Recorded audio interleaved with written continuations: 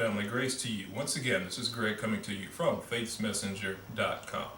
The title of today's message is Being Coated with the Blessing of God.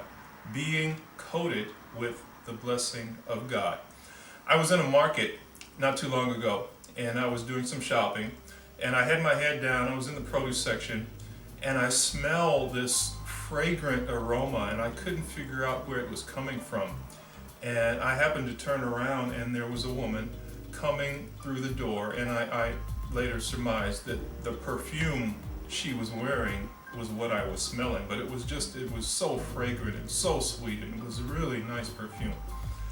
And I thought about how that odor, that perfume preceded her.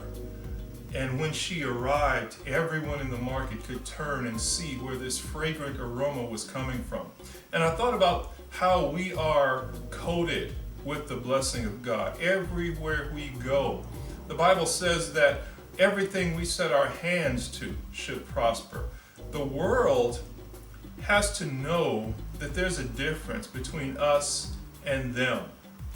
And a part of that blessing, a great part of that difference is the blessing of God, which coats us, which surrounds us, which goes forth before us.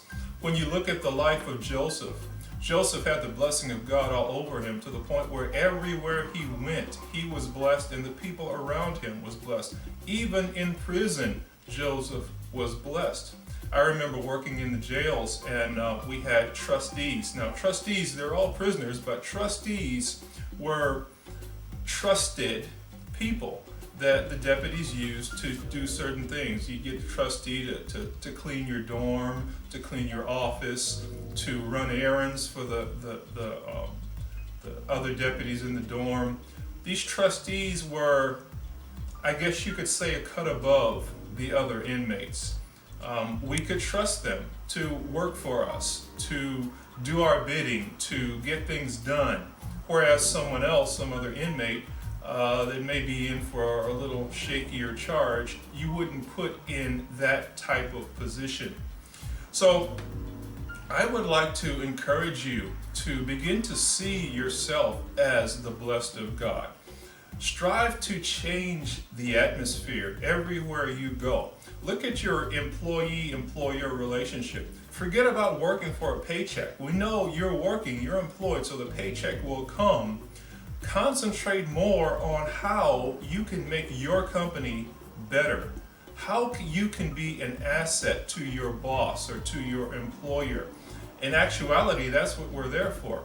The Bible says that He will meet our needs according to His riches in glory. So our needs are met. We should be working as a blessing, taking the blessing of God into the shop, the market, the car wash, the library, the school, wherever you may be working. We are to take God's blessing in there and spread that blessing and be an example to Him. The paycheck is totally secondary.